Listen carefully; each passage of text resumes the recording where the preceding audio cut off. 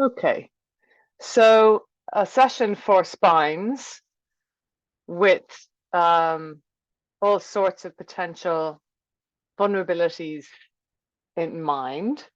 And I would recommend that, as usual, you start on something comfortable, whether that's a folded blanket or a double mat or a mat with a rug underneath it or whatever. I'm just going to plug in a warm thing here because it's quite chilly on the floor. Even when the heating's on, the floor can be chilly, can't it? So excuse the interruption of the weird heater machine there. Get blankets. We will be using restorative props, blankets and cushions and all of that.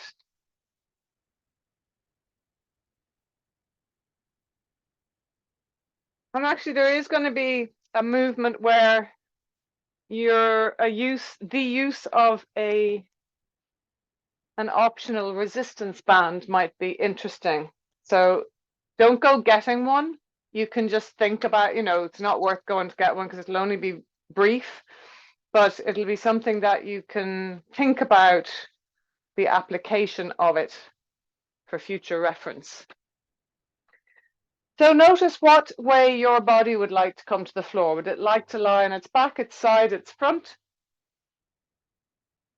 Maybe even checking by actually being on one or other surface of the body. And actually one reason you might want to interrupt me is if I unwittingly cover my microphone. I've got these bone conduction things and I can't remember which side of my head the microphone is. So if I lie on my side, I may cover one. So interrupt me if you can't hear me. And if you are lying on your side or your back, just notice your head angle. Because if you're lying on your side, your head may be falling downwards and you might like a little pillow to rest on.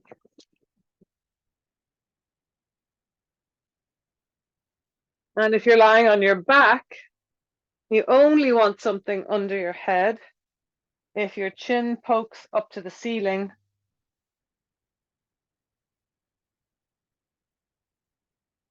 when you're aiming to put your head on the floor, you want neutral neck.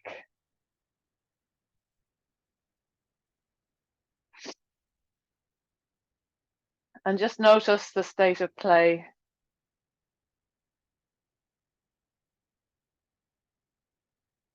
Notice the bits of you that are struggling.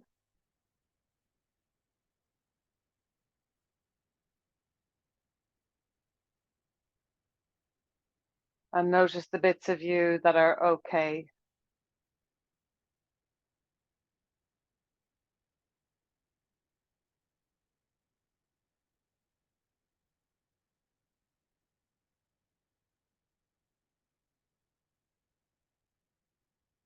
And if you do have a diagnosis or two,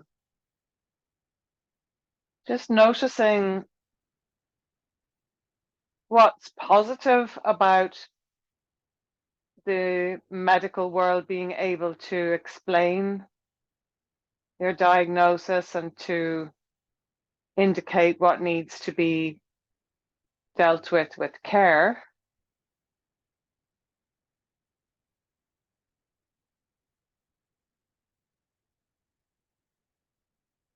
And also notice that at the same time that we have all this really incredible medical capability, that knowing stuff in itself can be tricky. That finding out that you have such and such a thing going on in your body is a mixed blessing.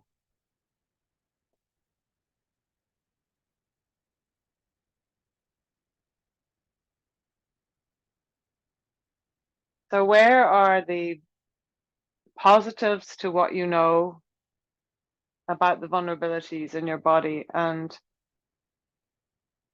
where might it have been better not to know, and weighing those up against each other?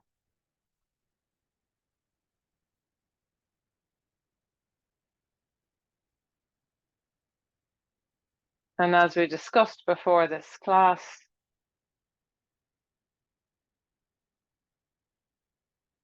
there is, after the kind of spookiness of a diagnosis, there is then the opportunity to reassess,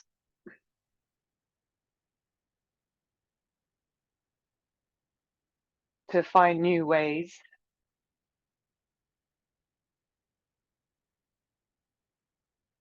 And then for anyone watching the recording or doing the recording, and those of you who are live, most of us have had, at the very least, an awareness of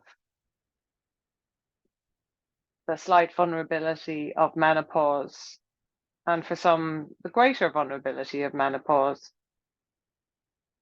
So we've all had to reassess.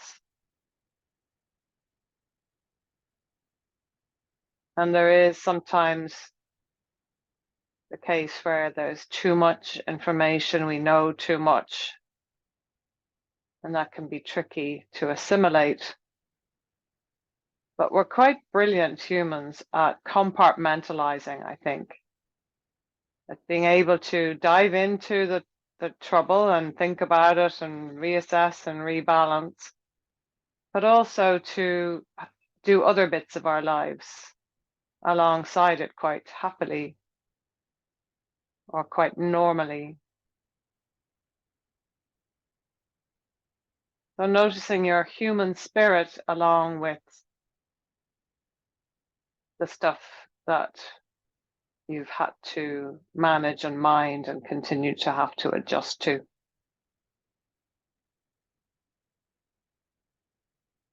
And as well as a gentle articulation of the spine today, we'll think about pleasure and having an easeful time on the mat. And easily beginning to lengthen your breath.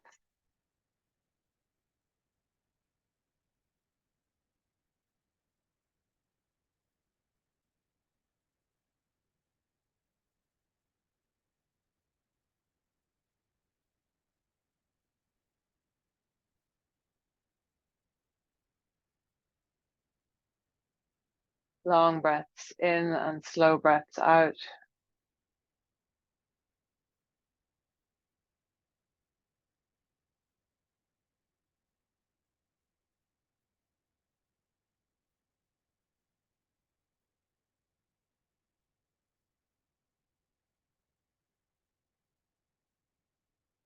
Notice the movement of your rib cage. Excuse me, your belly.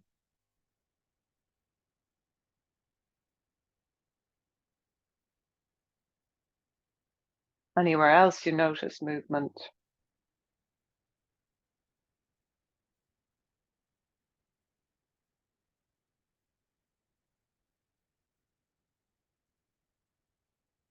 And then just imagine that you're lying or standing up against a tree and just use the floor as a little tree to scratch your back up against.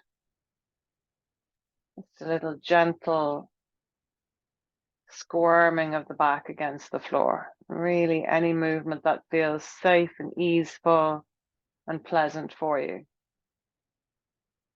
And you can maintain it in parts of your spine that are comfortable rather than trying to push it into bits of your spine that don't feel so comfortable.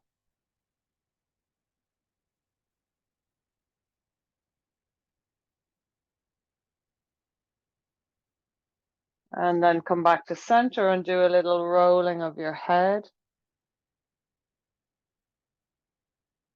Again, nice and easeful. Imagining it's the weight of your head that's rolling the head rather than the muscles of the neck.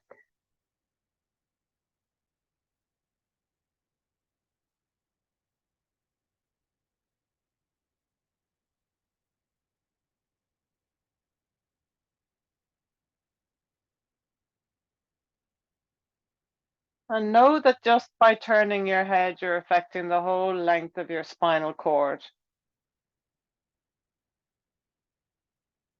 Even the membranes inside your skull. We don't have to move big to move the body. And then we'll go all the way from the neck down to the ankles. So if your legs are straight, that's fine. Or if your knees are bent, you might need to take a foot off the floor, but we're just gonna move the ankles in whatever way feels interesting. It might be pointing and flexing, might be circling, it might be windscreen wipers.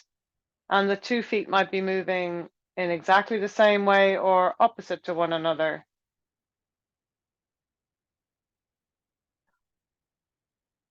And know again that this movement of your ankles is affecting the fascia all the way up to the inside of your brain. There is movement through the spinal cord, or this fabric that encases the nerves. Nothing is unaffected. And then try and wriggle your toes as if you're trying to make space between them all, as if they've been glued together.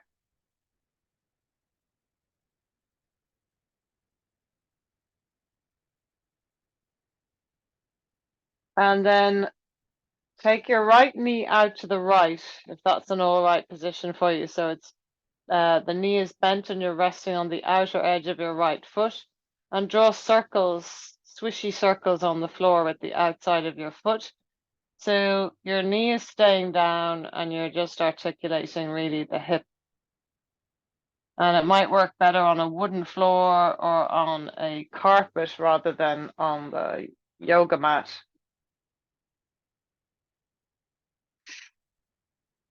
And if you're happy to change direction, do. Might be too complicated for the brain. And this is quite an ask for the core muscles. So don't be surprised if it's tiring the muscles of the abdomen and the hip. And stop if you need to. I'm going to stop in a second anyway.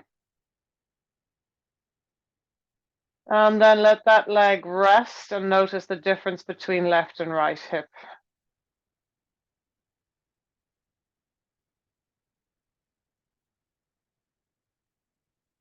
The warmth and the size of it. And then let the left knee go out to the left leg bent, and circle that foot. Keeping the knee soft out to the side, the knee is not needing to go anywhere except where the movement of the foot takes it.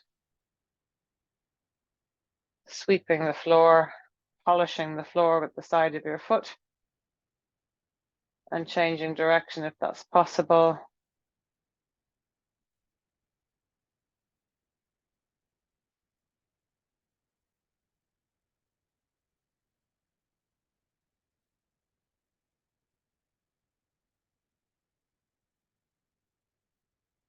And then rest that leg out long, or bent knees.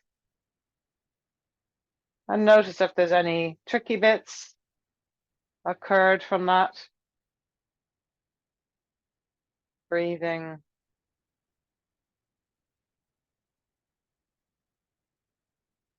And then bend one knee and then the other. And rock your knees very slightly side to side. You're welcome to bring the arms out wide and do the head opposite to the knees if you like. The knees don't have to go to the floor, they can be small. Feet on the floor for a nice easy, so there's no big weight of the knees, especially if you have osteoporosis. It's best to keep the feet on the floor so that there's not a lot of weight pulling you into the twist. And you might want the head to go the opposite way. And you might want to get the arms involved into our wash rag twist so that as your knees go one way, the palms of your hands are facing down. And as your knees go the other way, the palms of your hands are rolling to face up. And try and let that roll of the hands come from the shoulders rather than just the wrists. And can it take as long as it takes to breathe in for your head to go one way? And as long as it takes to breathe out for your head to go the other way.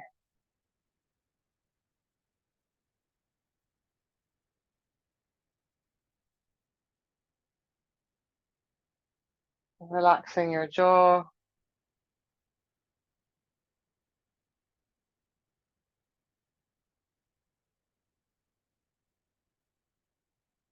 And noticing what feels good. And trusting that there's movement through the whole spine here, even if it's very subtle.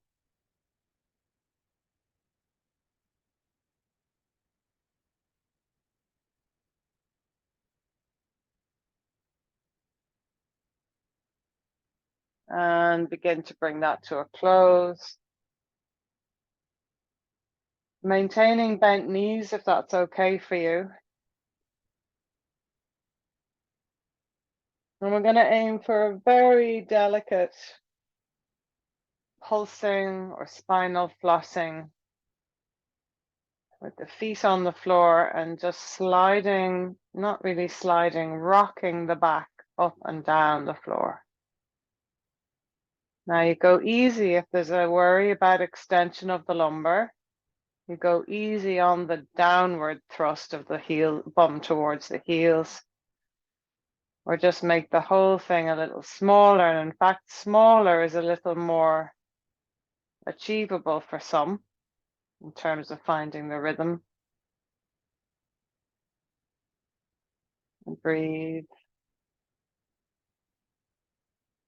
Let the jaw relax. That's one of the places that might get a bit tense doing this because of the muscular effort in the hips.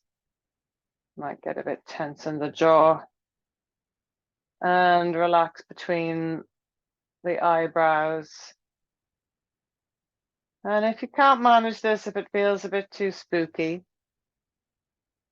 allow yourself to be still and to focus on your breathing and how it unsticks the rib cage.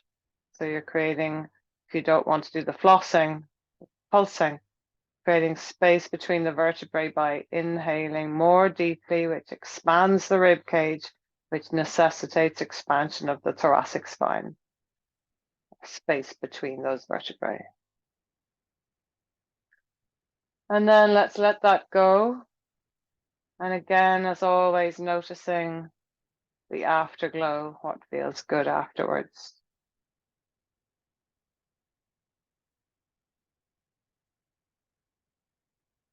And then we're going to take one foot and then the other off the floor if that feels okay and if the core feels strong enough to do that, or just do one foot if it doesn't. And then feel free to hold your thighs or knees or to leave your knees just in outer space, not outer space. They can be left in space or held. We're not pulling the knees in. And if we have osteoporosis, we're keeping the back of the pelvis on the floor.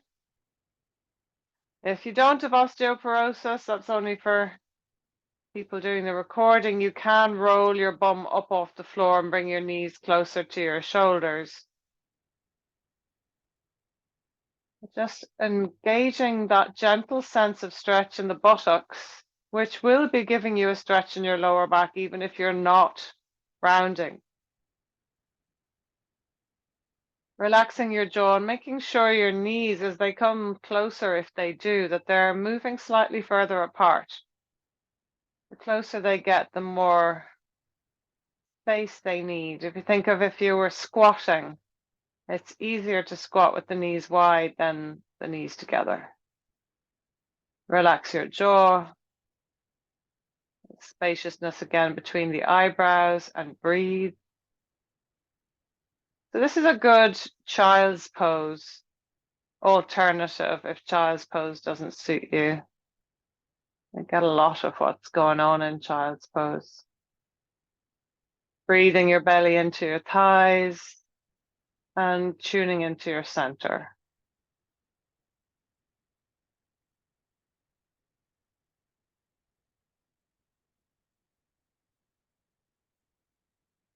And then keep hold of your left thigh or knee and extend your right leg slowly onto the floor.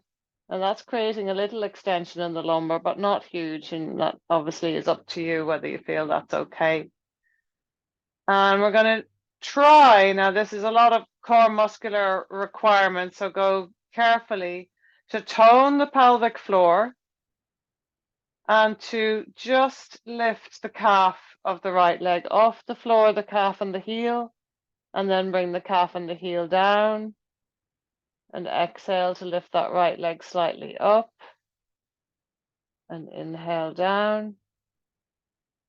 Exhale to lift up, toning the pelvic floor. And inhale down. And exhale up. And inhale down. Next time you bring the leg up, bend it, bring it up over you, and hold on to your right thigh or knee with your two hands and carefully extend the left leg out. Flex the ankle, tone the belly and the pelvic floor, and if possible, just elevate the calf and heel a millimeter off the floor.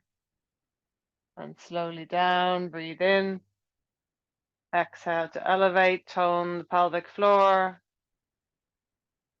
Inhale, release. Exhale to elevate. Doesn't have to be much. Inhale, release. Exhale, tone the pelvic floor and belly, elevate, and then bend that knee. Take your hands one onto each knee and let your knees go wide and have a little rock side to side. You can bring your head with you, so there's no twisting involved. It's just a rocking over the back. If that feels nice, keep it going. If it doesn't feel so nice, don't keep it going. And see what else might feel nice for you. Breathing again, relaxing the jaw and the forehead. Looking for what's kind of fun and pleasure. Just like lighten it up. Movement for the sake of movement. And come back to center and bring your 2 feet onto the floor. And have a little breather.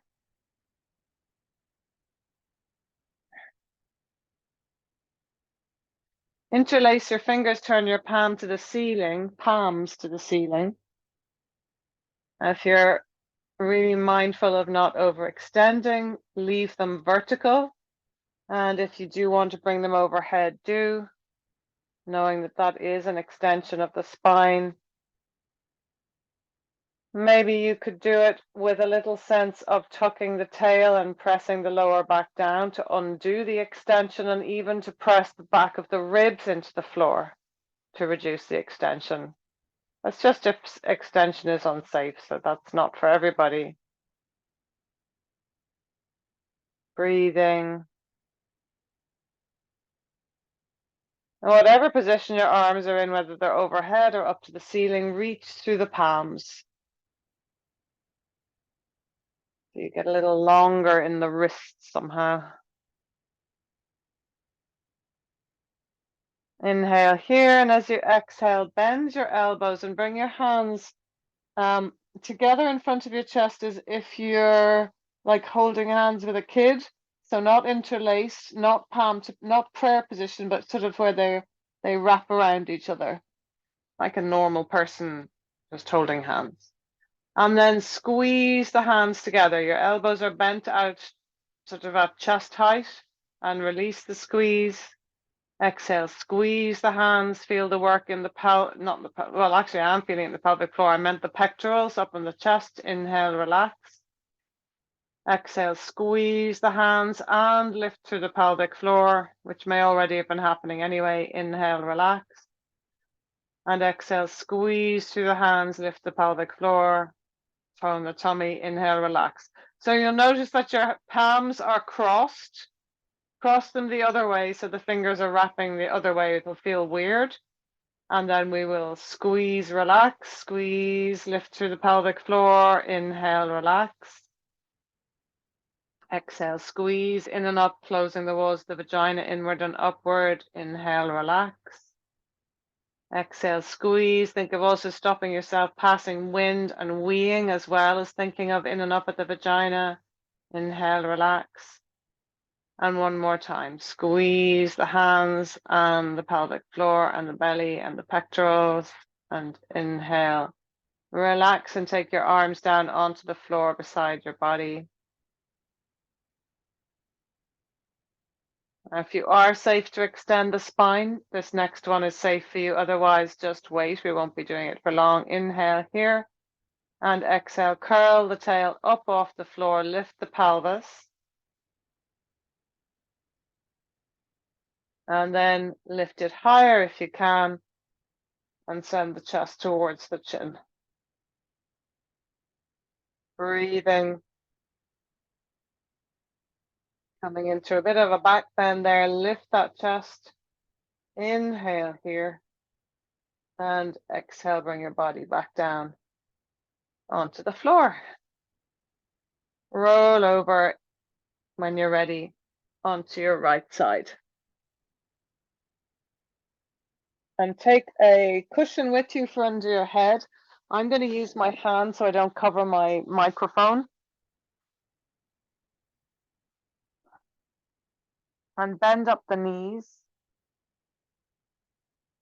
And take your left knee slightly higher onto the floor in front of your tummy. And give your left thigh, hip, and buttock a bit of a squidge, a bit of a massage, stroke, pat, wobble, whatever it wants. And anywhere else that the hand is drawn, like maybe up the side of the spine or down to the knee.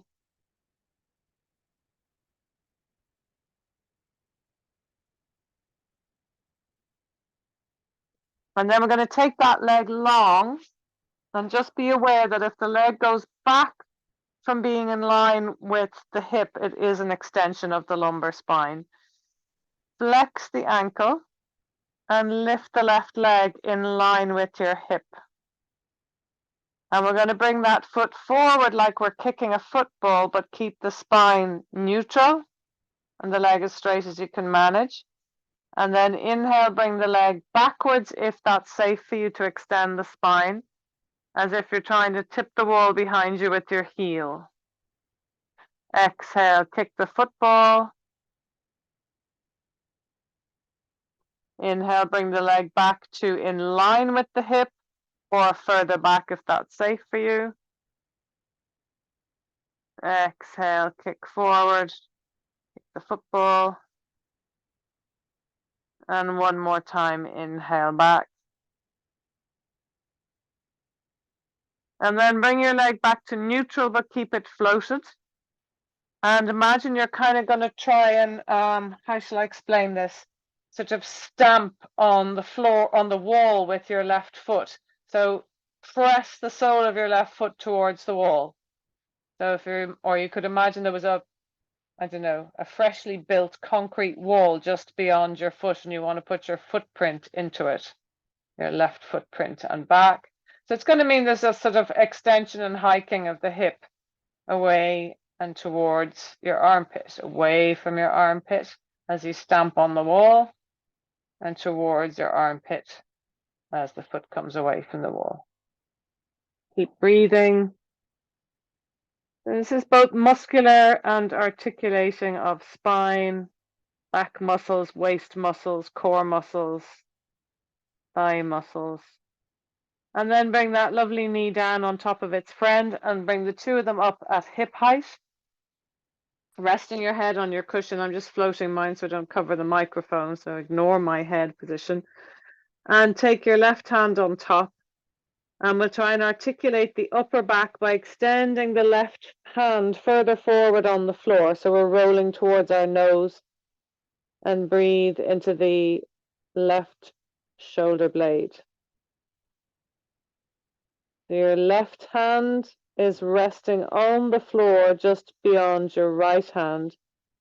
And your right hand is resting on the floor with the palm up and the left hand is palm down. And you're breathing to unstick somehow your shoulder blade from your ribs. And you'll really feel how the inhale affects your vertebrae here, I think. If you're really filling the breath, the ribs have to expand, and that means that the vertebrae are influenced into spaciousness by the breath, particularly in the upper spine.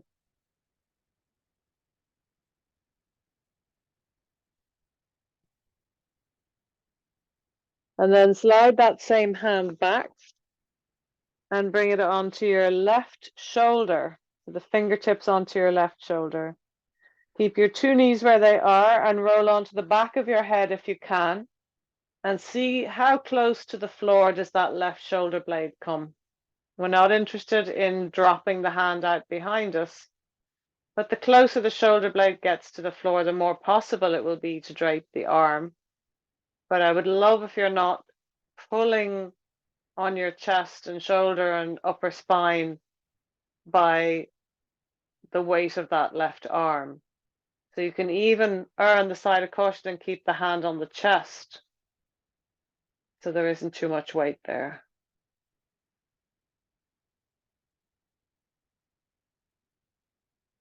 And then roll onto your side again.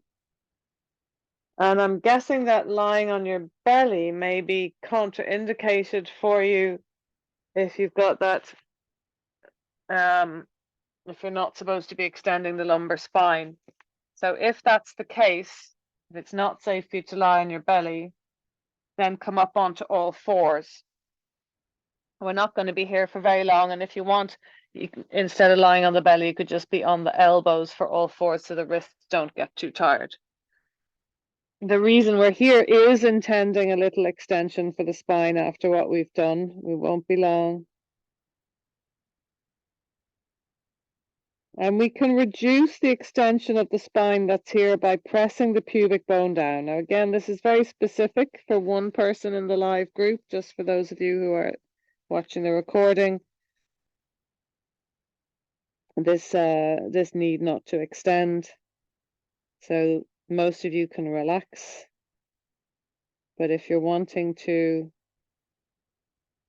reduce extension in the lumbar, then pressing the pubic bones down so that the lower back is flattening a little. It's quite effortful though, that's the downside.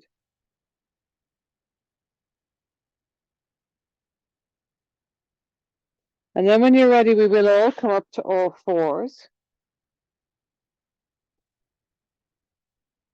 And it's always more important to learn to extend the upper spine than the lower spine, because the lumbar spine extends very easily. I'm just going to press my video off and on again because it's gone out of focus. Just in case you're wondering why I disappear and reappear. It's out of focus when I'm over here. Maybe it's just my eyesight. So we're just going to think about the lumbar spine staying still just for the moment, and bring that extension into the upper spine by lifting the chin a little and drawing the shoulders back. You can keep the lumbar safe by drawing the navel into the spine and lifting through the pelvic floor. Those of you who are not vulnerable from extension in the lumbar can indeed lift the tail, but do still keep a little tone in the belly so that you're trying to work this extension more into the upper spine. Shoulders back, sternum forward. Inhale here, and if you want, you could bend the elbows backwards towards the hips and bring that chest down towards the space between your hands.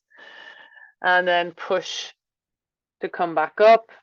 Keep the spine flat if that extension is not good for you, and try that little press up with a flat spine instead. And back to center.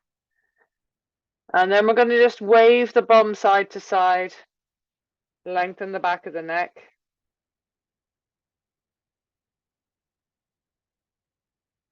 And then if it's available to you, knees and ankles wise, come up to your heels to sit on your heels. We will be going down to do our side stuff in a minute on the other side, just doing some central stuff first. And interlace your fingers behind your back. That's already an extension for the thoracic spine, the upper spine, but not the lumbar. So just notice that working on posture is possible in very simple and subtle ways.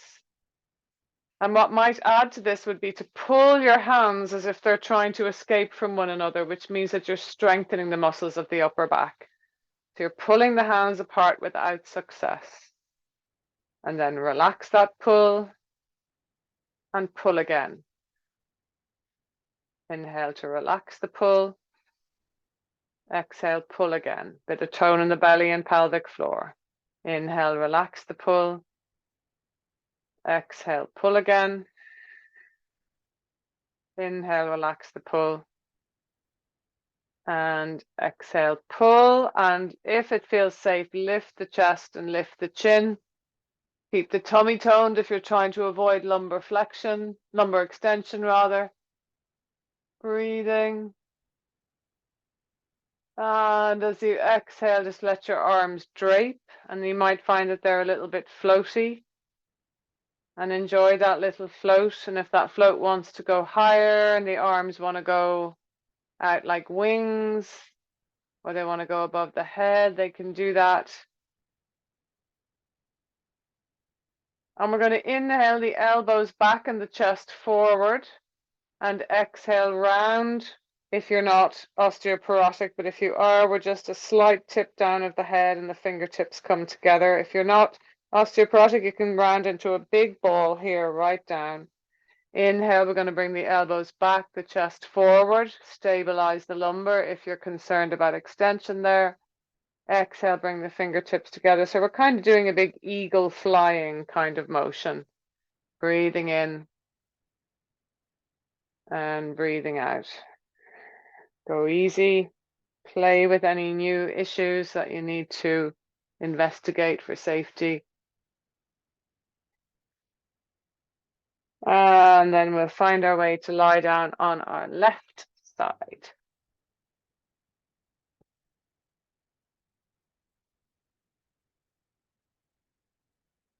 Can you give me a wave if you can hear me? Okay, so my microphone must be on my right side then. Thank you. I think I asked you to do this last week and I just forgot again. So we're going to have two knees bent. The head is resting on something. And then take your right knee higher up, rested on the floor in front of your tummy, and give your right thigh, hip, and buttock a bit of a squidge, wobble, stroke, whatever. Maybe the lower back, pelvis, lumbar spine, or anywhere, ribs, waist, belly, whatever's asking for a little releasing touch. Or wobble. And then take your right leg long and hover it just at hip height. Try not to let your left waist press down into the floor, which is something I forgot to say to you on the other side. So this is pretty much neutral spine. So don't let the leg go further back if you're concerned about extension. And when you kick forward, if you have osteoporosis, or in general, I want this, but particularly with osteoporosis, be careful not to round the spine here. So it's very much a movement of the leg to neutral and back if extension is safe for you. And to kick a ball in front of you, try and go slow. So you're requiring a little more neurological control in the muscles of the core and the thigh and the hip, and the muscles of the back if you are doing the extension. If it's too tricky, I didn't say this on the other side, apologies. If it's too heavy, this leg, you can drape it on the floor and not elevate it. Legs are heavy fuckers. Excuse me. I can't believe I just said that word. I don't usually, every now and then. They're heavy, fabulous things. One more kick. One more extension. And then bring it back to neutral so it's floating at hip height. Flex the ankle, and then we're going to make that imprint. Stamp on the wall with the right foot and stop stamping. And stamp on the wall and stop stamping. So this is a movement of the right hip. Stamp on the wall, lengthening of the right waist, and stop stamping, maybe a contraction and shortening of the right waist. Stamp on the wall and stop stamping. Two more. Exhale to stamp. Inhale to unstamp, or the other way around. And then bend the two knees up at about hip height. Take your two hands onto the floor in front of your chest and let the right hand slide longer so you roll onto your nose almost. The right hand is palm down on the floor. The left hand is palm up, probably under the right wrist. And breathe into that right shoulder blade as if you're trying to unstick it.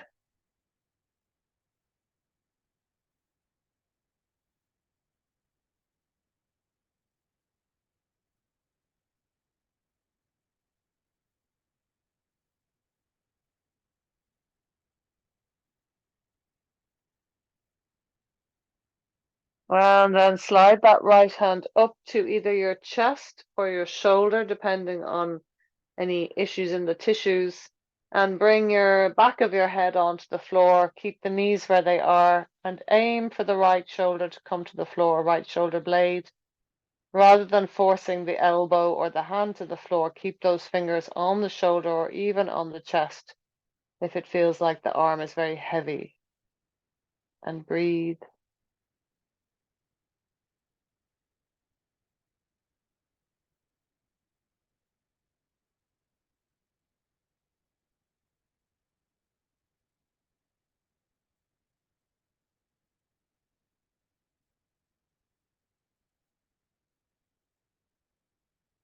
And then again, if it's okay for you, come onto your front, please. If it's not, you could probably, let me think, yeah, go onto all fours again. It's not as much ease on all fours. But I just want to get us back to the center line of the body. And if you're trying to find a way to make lying on the belly less of an extension, a couple of things might help. One would be to put some kind of folded blanket under the ribs and belly. So I'll show you what I mean. If I was wanting to be lying prone but not so bendy, I would get a blanket and fold it in such a way that it was about the depth of the space between my ribs and hips. And I could put the belly or the body on top of that folded blanket, and that reduces the extension. Now, my blanket that I'm using here right now is not thick enough, but I just wanted to use one that was a bit visible against my dark clothes. So you'd want one that goes across the whole broadness of the body. And when we do work in somatics, there are many people who simply aren't comfortable lying on their bellies. So having that blanket underneath the front body between the ribs and the pelvis will reduce that extension. The other thing that might reduce the extension is to tuck the toes. It might work for you, it might not. And also to let the pubic bone come towards the floor, and think of tucking the front ribs down towards your hips a little and lengthening the back of the neck. Anyone who doesn't feel vulnerable lying on their belly doesn't necessarily need the blanket, but you might like to try it because it's quite comforting. And just linger here a little bit.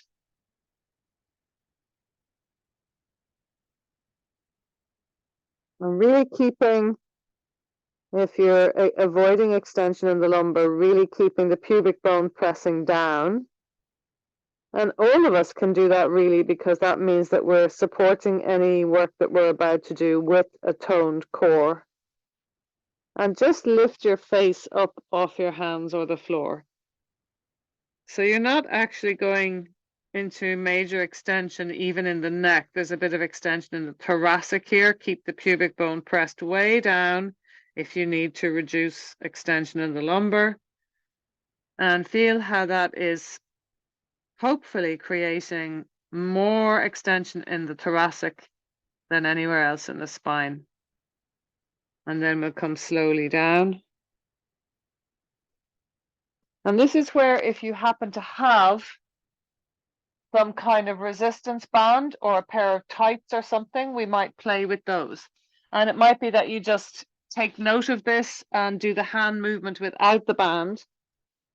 and do it later at a later date. But the hand movement without the band is also going to be pretty full on as well. So you're holding the band either side of your head, more or less. It's just going to be brushing the top of your head. Pressing the pubic bone down majorly, pull against the band slightly and lift it and try and bring it down behind your neck. It's not touching your neck. So your elbows and hands are lifted, and this is very strengthening for the upper back. And we'll just pulse that band or the hands down and the elbows in for 5, 4, press the pubic bone down, 3, 2, so it's very back strengthening, upper back strengthening, 1, and take the band up and over and onto the floor again and relax and breathe.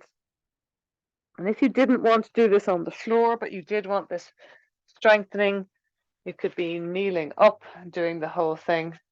So again, one more time with the band, bring it overhead. If you are on your belly, press the pubic bone down and take the band behind your neck. Tone the tummy, try not to let the ribs poke into the floor or out in front of you if you're kneeling, and pulse down the elbows down and together. 5, 4, 3, 2, 1, and release the band. And you can see how you could have done that with no band and just with the arm movement. Dump that instrument of torture and take a little rest. And if it feels safe and or delicious, give your bum a wobble side to side.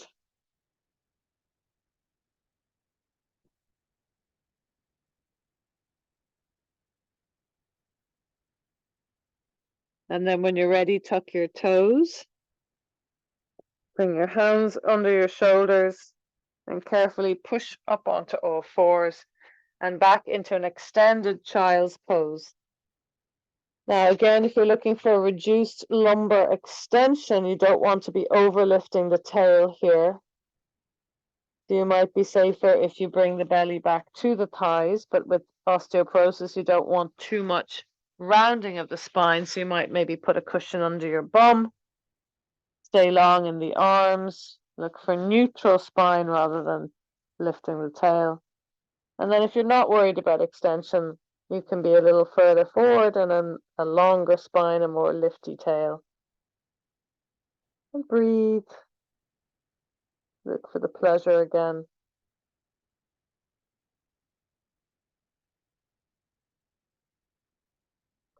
If your back will tolerate it, a little twist for the upper spine. We're going to take the right arm under and through and go onto the outside edge of our right temple or the top of the side of the head on the right. The right arm is tucked through, the bum is still quite elevated. And this is working quite fairly isolatedly into the upper spine. Don't forget to breathe. Don't forget to be safe and avoid any pain or anything that you're concerned about.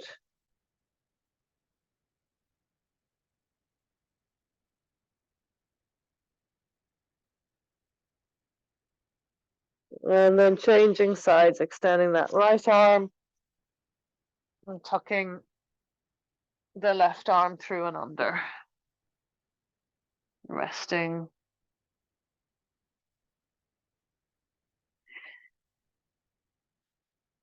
Slight tuck of the tail if you're worried about overextension. A slight lift of the tail if you're worried about too much flexion.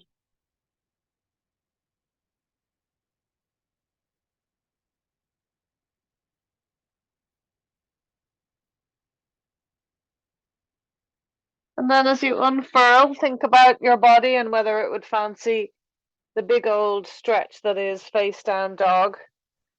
And maybe that feels like too much, or maybe it feels like a gift from the gods. This is about as active as we're going to get today. So if there's anything you need in this moment, feel free to play with this moment. It might turn into a sun salutation, or it might turn into some other postures, or it might just stay being a nice moochy dog.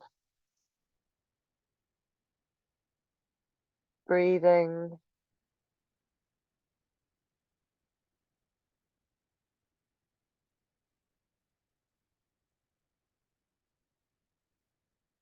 And then when you're ready, bring your knees to the floor again. And if possible, kneeling up. And if you can't kneel up, you could sit.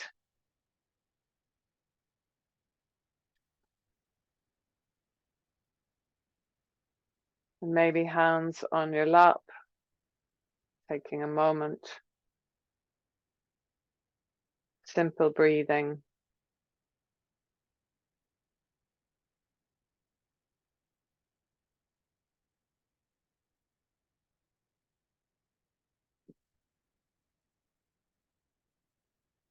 And then we'll come into one of these gorgeous no knee child's poses. She will have knees. Most of you have knees in this group. We're very fortunate to have knees. I mean, child's pose that doesn't affect the knees. And for that, you need your bolster or some firmish cushions. And you also need, at the bottom of the bolster, another cushion that will be squished up a bit between your knees when you use it. Now, the height of your bolster depends on how tall you are. I'm small, so I'm in the middle of needing blocks and not needing blocks. But it's nicer to have the bolster higher than the cushion, so the blocks might work. If you're tall, which is something I am not, I think I just said that, didn't I? If you're tall, you might need something at the top end. And the something that you might need at the top end would be more cushions at the same height as the bolster, or some blocks and cushions, so that you would have a little plinth for your forehead with space to breathe. That's just if your bolster is too short to take the whole length of your body. So like I say, that's not something I'm going to need. You climb on with the bolster, not the bolster, the cushion, scrumpled up initially between your knees. And then when you lie down, you try to get the belly, chest, and cheek onto the bolster. But this is where, if you're too tall, if you truly have your belly supported, and you really want the belly fully supported, you don't want the pelvis to be hanging off the back end of the bolster. And if that means that you run out of bolster for your head, then this would be when you'd be using the cushion like this. But also, what I'm doing here now actually is a good point, that even if you don't need that extra long bolster, it's easier to do the head neutral here because you've got space to breathe, whereas you can't put your face neutral on top of the bolster. But you can do it if you put a plinth under your head. So you got to find the thing that works for you, and having neutral spine here, neutral neck, might just be better for some of us than a twisted neck. So playing with what you need. And if you have osteoporosis of the spine, just know that the neck naturally twists quite well. It's made for twisting. So you are less likely to do damage to the vertebrae of your spine twisting your neck than you would twisting your lower back. So we don't need to be as ginger in twisting with osteoporosis in our necks and upper spines as we do with our lumbar spine, because the lumbar is not made for twisting. The thoracic and cervical and the neck, the spine at the rib cage and the spine at the neck are made for twisting. If you want, you can have your shoulders, your elbows back, your palms facing up, the backs of your hands on the floor by your back at the hip kind of level. You really want to feel this sense of slumping.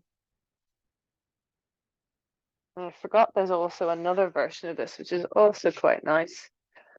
That bolster is definitely too high for me. And that's to be just with the bolster and having the head towards the floor, so the head is lower. than the spine. And then you get this quite safe, almost traditional child's pose spine, which is more possible for osteoporosis because the main bits that we're trying to avoid rounding, which would be the thoracic spine, is not rounded because of the support of the bolster, but the neck is getting that nice little tilt forward. Now, there is a certain rounding of the back because the arms are lower than the rib cage, as in towards the front. But actually, because the bolster is there, the fronts of the vertebrae are not closer together, which is what we're trying to avoid with osteoporosis, is the fronts of the vertebrae getting closer together. They're the ones that are susceptible to fracture, not so much the backs of the vertebrae, which is why forward folding is riskier for osteoporosis than back bending.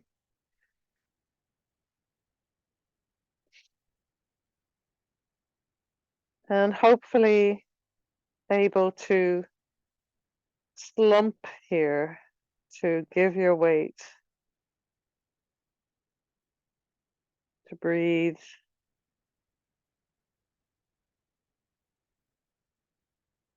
Particularly giving the weight of the head and the legs so that the buttocks and the pelvis can relax.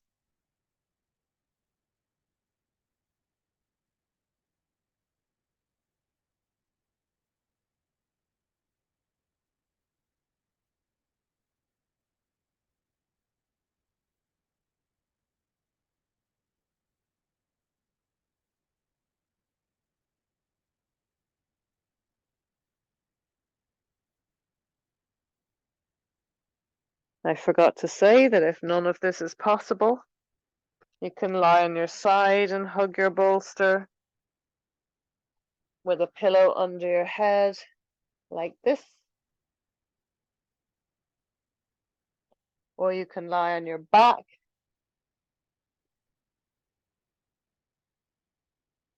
and bring your bolster onto your front body and wrap your limbs around it.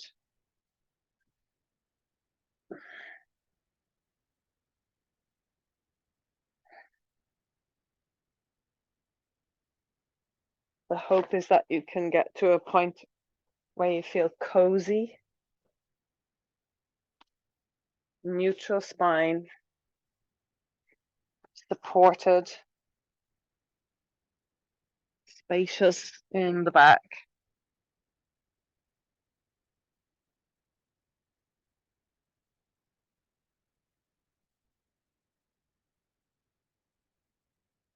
And then you can really feel, I think, here how much the breath rather, helps to stretch the spine, to create space in the spine. If you're able to do some deep breaths.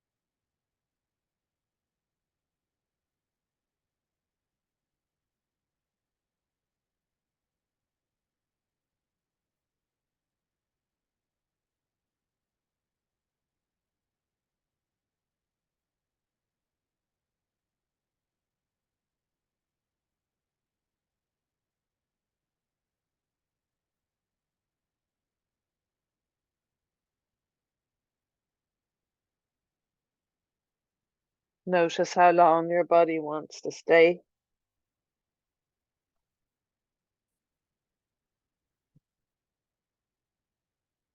For some of you, it'll have had enough already. For some of you, you might want to stay here for 10 minutes or anything in between. I'm not going to guide another posture just yet, but if you've had enough, you could just maybe roll to your side, stay cuddling the bolster. Back to your breath then, and a bit of silence.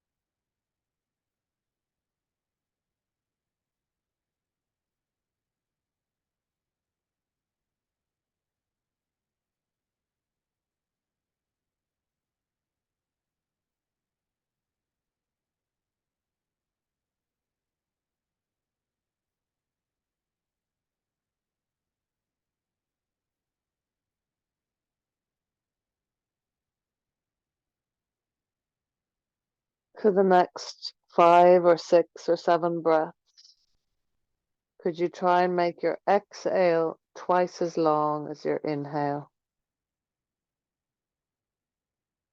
With a sense of melting with each exhale.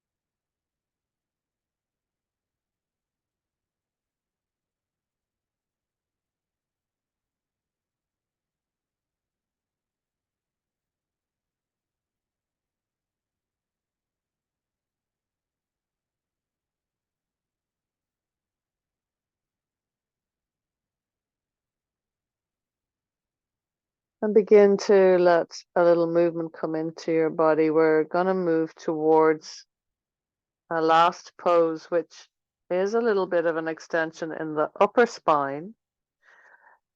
And there's ways when it is an extension through the whole spine, and then there is a possibility to play with how to keep it just in the upper spine. So if you feel like doing that, then extricate yourself from that posture. And I recommend that if you are exploring this idea of trying to keep extension out of the lumbar spine for a while, or you're just beginning to explore that, that we just work with a blanket to start with, which is just folded. The depth of it is going to depend on you, your upper spine. It's going to depend on a lot of factors like how hard the blanket is, for instance. Probably the best thing is for me to show you against a dark background. So I'll move that, put this down here.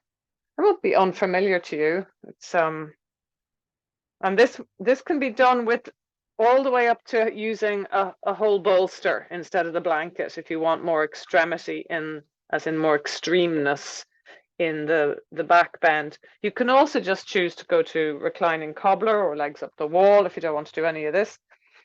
So this one comes onto the mat about 2/3 of the way up, and it's folded or rolled, depends on the depth of it. And you sit down, and if you have this thing about wanting to mind the lumbar extension, you could start on your side with that blanket just under the ribs, the bra point, and keeping the knees bent, roll onto it with the knees bent, and then let the head come back.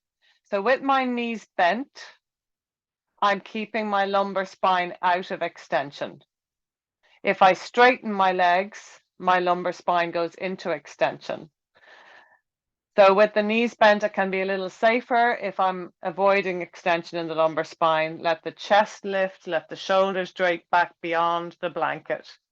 And then you can extend the legs if you want to. You can also go with higher supports under your back, like you could tie up a pillow in a dressing gown strap or something and roll over that. For those of you who want a bigger back bend, that's pretty extreme. If you get to the height where your head is falling back so much that you're scrunching the back of your neck and your chin is poking up to the ceiling and even to the back wall, that may be too high. Or it may be just a nice height for your spine, but not so good for your neck, in which case put a folded blanket or something under your head so there is a bit of a fall back for the head, but not major. Any of them can be done with the knees bent if the lower back feels vulnerable in extension. And again, just to remind you that if you don't want to do that, you can do reclining cobbler. If you are just playing for the first time with the idea of how to extend safely in the spine, don't stay long, just stay for a minute and then go flat on the floor. But for anyone who wants to do a cobbler, I'm just reminding you of the setup, which is your bolster at a ramp, sitting at the bottom on the floor with the bolster touching your sacrum, lying back, soles of the feet together, knees wide, elbows on the floor, head supported by the bolster or a blanket. Get warm with anything that you need to get warm with. I'm just going to shoo my dog out. Toby, out you go. No, out.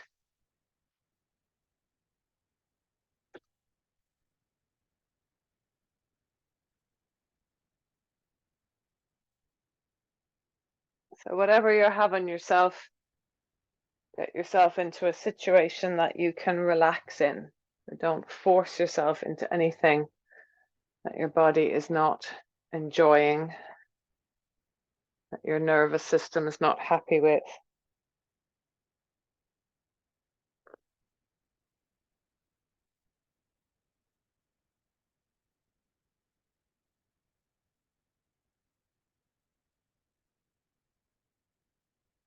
And see, can you surrender your weight?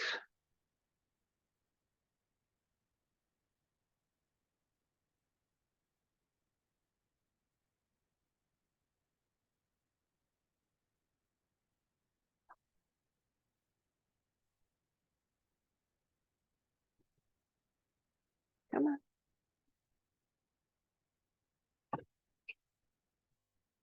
Lie down.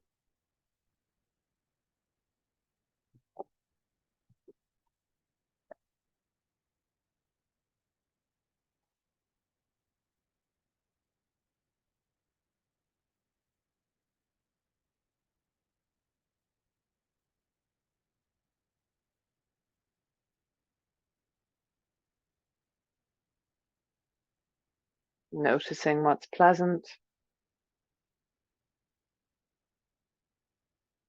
what feels okay in your body.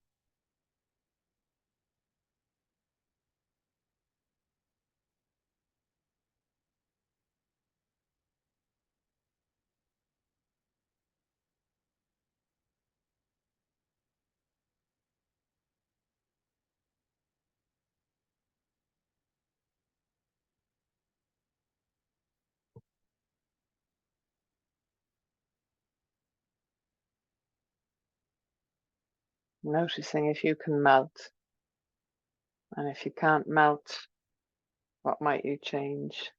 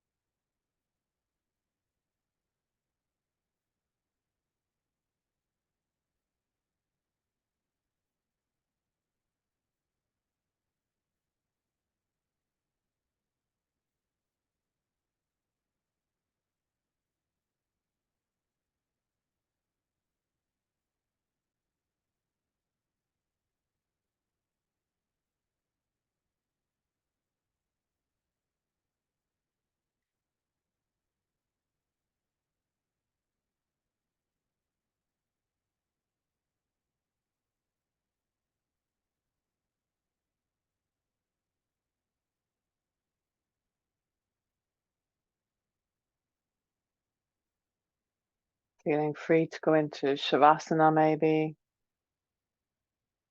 Maybe bending the knees, rolling off to the side, taking out the support, going flat on your back, maybe putting supports under your knees or your legs up on a sofa or up the wall, whatever you fancy.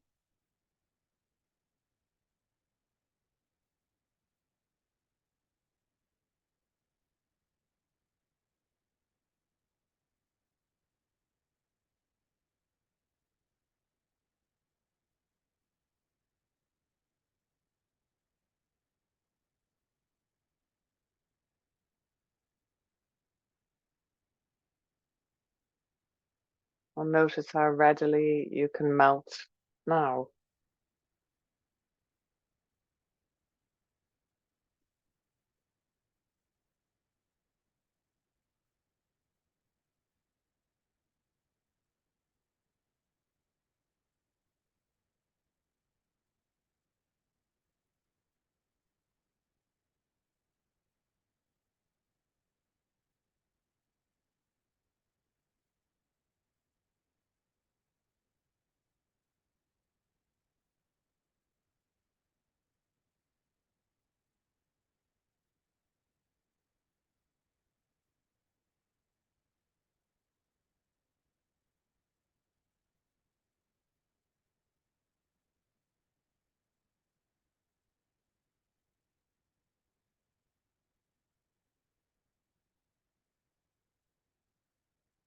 I'm hoping that you'll stay there for another good 5 minutes or so.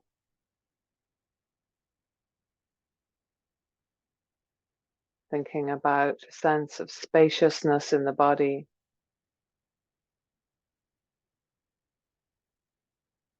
Space around you.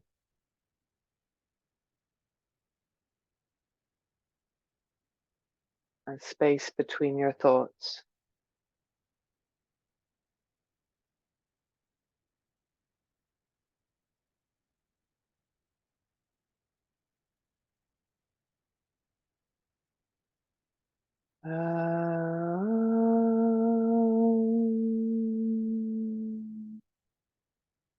Shanti, Shanti, Shanti.